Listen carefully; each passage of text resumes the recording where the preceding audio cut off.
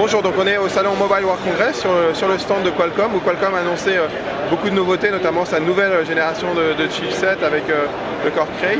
Et donc là, Qualcomm montre donc ses technologies, notamment 3D et affichage, avec un processeur qui arrive, qui est quasiment disponible, qui est le 8260, un double cœur. Et donc Jean Varaldi de Qualcomm France, qui est directeur pour la partie chipset, va nous présenter.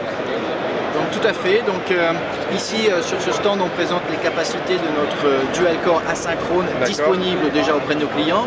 Oui. Cette solution en fait a été mise à disposition de nos clients en mi-2010. Nos clients ont développé un certain nombre de produits sur le deuxième semestre 2010. On peut peut-être les citer, les produits. Et ces produits seront disponibles à partir du premier trimestre et deuxième trimestre 2011, donc dans les semaines et les mois à venir. Alors je ne vais pas les citer parce qu'on a une cinquantaine de produits de différents clients. Il y en a un qui a été annoncé récemment, je crois que c'est la tablette de chez HP.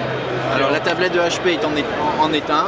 Il y a beaucoup d'autres designs, soit de smartphones, soit de tablettes, basés sur ce dual-core asynchrone, qui est donc le Snapdragon 8260.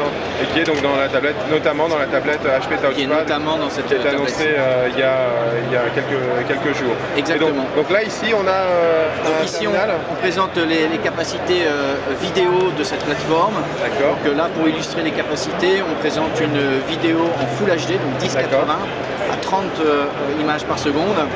Et non seulement on a cette vitesse, mais elle est aussi représentée en 3D. D'accord. Donc sur cet écran, on a les deux images. Par une sortie HDMI. Et c'est affiché sur un grand écran, voilà, en 1080p. Au travers de la sortie HDMI, d'accord. Les deux images sont combinées pour donner la notion de profondeur de la 3D. D'accord, donc c'est un affichage 3D et donc il faut des lunettes pour regarder. Exactement. Voilà. Alors non seulement la plateforme est capable d'envoyer un flux en 3D, mais la plateforme est aussi capable d'enregistrer du contenu 3D. Donc on a un deuxième téléphone équipé de deux lentilles. Voilà, donc toujours avec le même processeur. Avec la même plateforme. Donc ce téléphone, lui, par contre, est équipé de deux lentilles.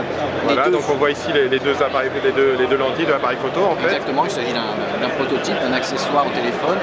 Les deux flux vidéo sont combinés pour donner cette notion de profondeur. Le traitement est réalisé par la plateforme, qui ensuite renvoie le flux vidéo combiné sur un écran 3D.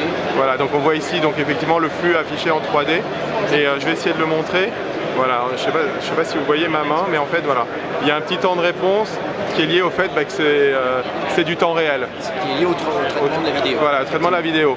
Quand si une utilisation quotidienne, on n'aura pas de souci puisqu'on ne fera pas du temps réel, on enregistrera et on regardera après. Exactement. C'est parfait. Voilà.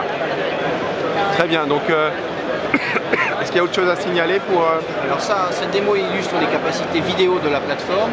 On a sur la plateforme adjacente. On a ici un autre prototype toujours en 8260. Alors c'est la même plateforme, cette fois-ci on illustre les capacités graphiques. D'accord. Et notamment pour l'utilisation dans le cadre des jeux de cette plateforme. D'accord, donc là on a un jeu en fait qui tourne. On a un jeu qui est optimisé par rapport aux performances de la plateforme. Et on retrouve une finesse, on voit une texture excessivement fine, on voit des ombres qui sont excessivement étudiées. J'essaie de faire une mise au point pour vous le montrer, mais c'est pas évident parce qu'on a pas mal de reflets. Mais effectivement, j'aimerais bien vous le montrer, c'est très très fin en affichage. Donc les capacités de la plateforme Snapdragon, en plus d'un processeur applicatif, intègre aussi un processeur graphique, donc une GPU qui est utilisée notamment beaucoup dans le cadre des jeux. Certains de nos concurrents donc, ont fait des produits avec une très forte connotation jeu. Sony Ericsson par exemple a lancé le Xperia Play qui intègre donc notre GPU et notre CPU Snapdragon. Donc là dans cette plateforme 8260 Snapdragon, c'est un GPU Adreno 220. C'est un Adreno 220, c'est notre deuxième génération de GPU. D'accord, très bien. Est-ce qu'il y a quelque chose à voir sur la partie graphique? Non, c'est bon, je suppose. Là, on a illustré à la fois la partie vidéo et la partie graphique. On a d'autres démonstrations qui sont plus technologiques, qui illustrent l'intérêt d'une architecture asynchrone dual-core par rapport à une... Très bien, on va vous montrer ça dans une autre vidéo. Merci beaucoup Jean Varaldi pour cette présentation. Et si vous voulez plus d'informations sur ces technologies Snapdragon de Qualcomm, je vous invite à nous retrouver sur GPS Info, www.gpsandco.com.